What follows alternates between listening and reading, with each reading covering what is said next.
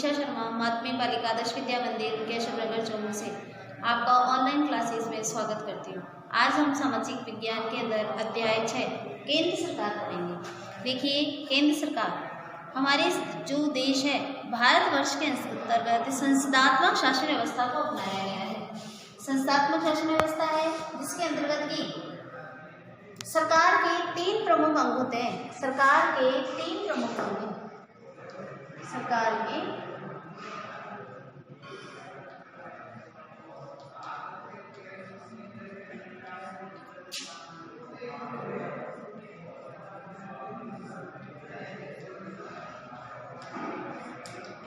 या हम ये भी कह सकते हैं कि हमने सरकार को 3 भागों में विभाजित कर रखा है। जैसे पहला है व्यवस्थापिका,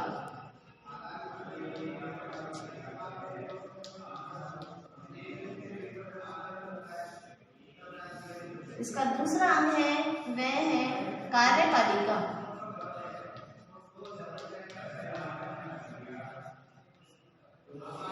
और तीसरा अंग है वह है न्यायपालिका।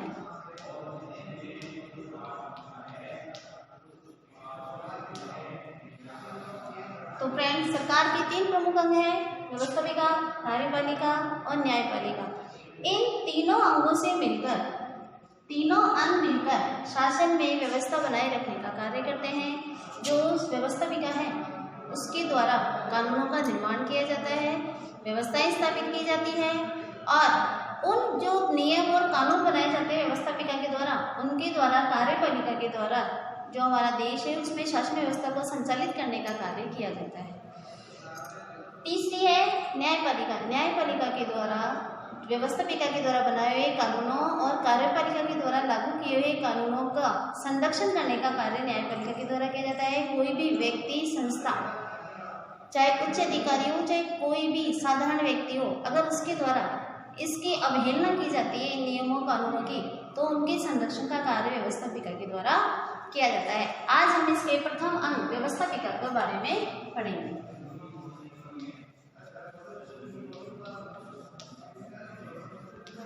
व्यवस्थापिका हमारी भारतीय जो संसद है, भारतीय संसद को हम व्यवस्थापिका के नाम से जानते हैं। भारतीय जो संसद है उसे हम व्यवस्थापिका के नाम से जानते हैं। संसद के 3 प्रमुख अंग होते हैं। संसद के अंग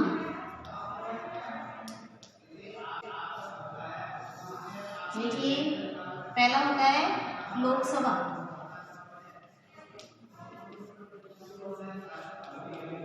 दूसरा है राज्यसभा और तीसरा है राष्ट्रपति।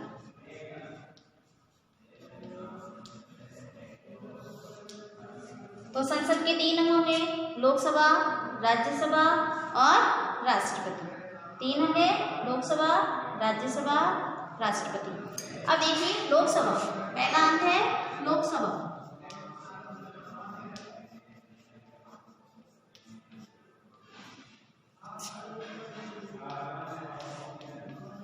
लोकसभा का गठन। लोकसभा में कुल सदस्य संख्या 552 हो सकती है। 552 सदस्य। लोकसभा में अधिकतम सदस्य संख्या 552 हो सकती है। इनमें से 550 सदस्यों का जनता के द्वारा प्रत्यक्ष रूप से मनोनयन किया जाता है और जो 2 सदस्य होते हैं, 2 सदस्य आंध्र भारतीय,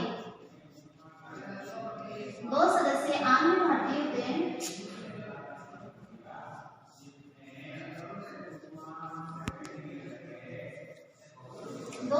आंध्र भारतीय होते हैं, इनका मनोनयन राष्ट्रपति के द्वारा किया जाता है, जिनको कि लोकसभा में बहुमत प्राप्त नहीं हो पाता है। बाकी 550 सदस्यों का मनोनयन राष्ट्रपति के द्वारा किया जाता है। जनता, इसे हम लोकसभा को हम निम्न सदन के नाम से भी जानते हैं। निम्न सदन, और इसका एक नाम है लोकप्रिय सदन।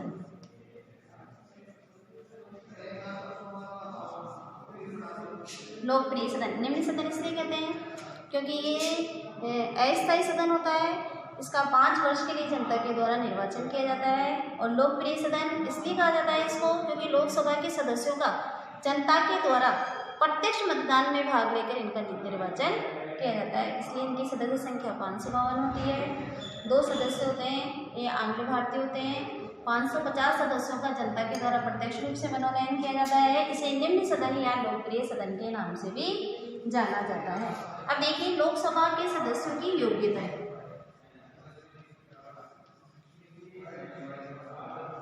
लोकसभा के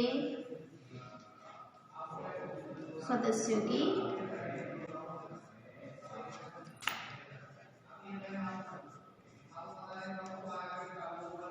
योग्यता।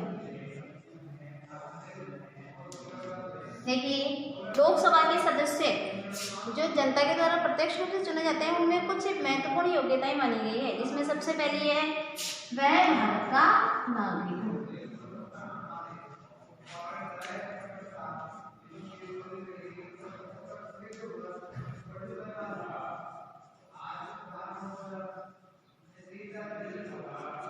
देखो सबसे पहले योग्यता है कि वह भारत का नागरिक हो। कोई भी व्यक्ति हो, स्त्री पुरुष कोई भी लोकसभा का सदस्य बन सकता है, लेकिन उसकी पहली योग्यता है कि वह भारत का नागरिक हो। दूसरी है उसने कम से कम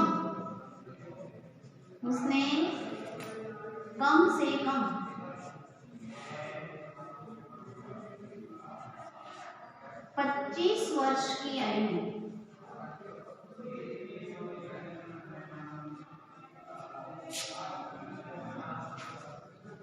पूर्ण कर ली हो। देखिए लोकसभा की दूसरी योग्यता है सदस्य बनने के लिए कि जो व्यक्ति लोकसभा के चुनाव में खड़ा होना चाहता है उसने कम से कम अपनी 25 वर्ष की आयु पूरी कर ली हो। 25 वर्ष या 25 वर्ष से अधिक का व्यक्ति लोकसभा के चुनाव में भाग ले सकता है, लेकिन 25 वर्ष से कम का व्यक्ति लोकसभा के चुनाव में भाग नहीं ले सकता है। आगे देखिए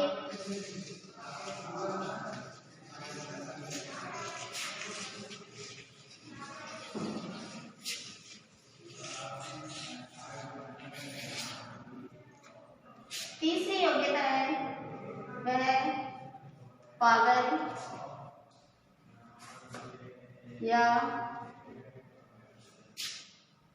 दिवालिया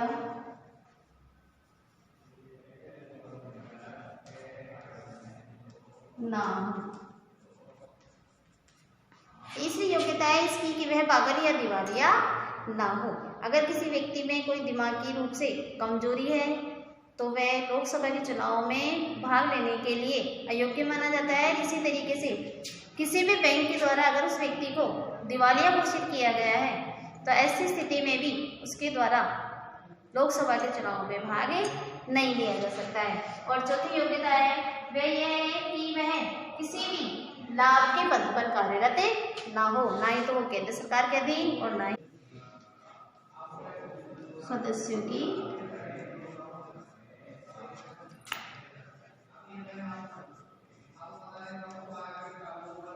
योग्यता।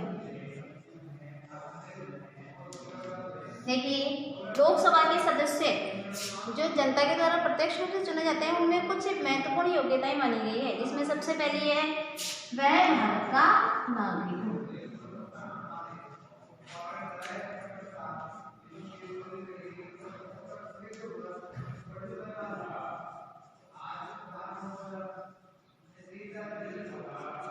देखो सबसे पहले योग्यता है कि वह भारत का नागरिक हो। कोई भी व्यक्ति हो, स्त्री पुरुष कोई भी लोकसभा का सदस्य बन सकता है, लेकिन उसकी पहली योग्यता है कि वह भारत का नागरिक हो। दूसरी है उसने कम से कम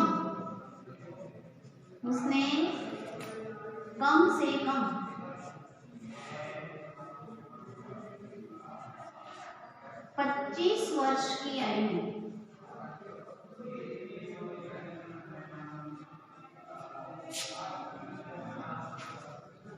पूर्ण कर ली हो। देखिए लोकसभा की दूसरी योग्यता है सदस्य बनने के लिए कि जो व्यक्ति लोकसभा के चुनाव में खड़ा होना चाहता है उसने कम से कम अपनी 25 वर्ष की आयु पूरी करनी हो, 25 वर्ष या 25 वर्ष से अधिक का व्यक्ति लोकसभा के चुनाव में भाग ले सकता है, लेकिन 25 वर्ष से कम का व्यक्ति लोकसभा के चुनाव में भाग नहीं ले सकता है। आगे देखिए,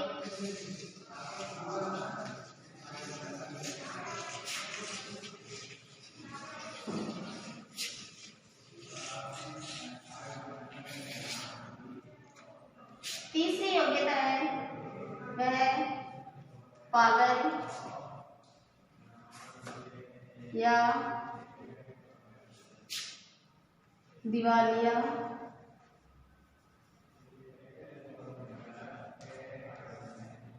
ना हो। तीसरी योग्यता है इसकी कि वह पागल या दिवालिया ना हो।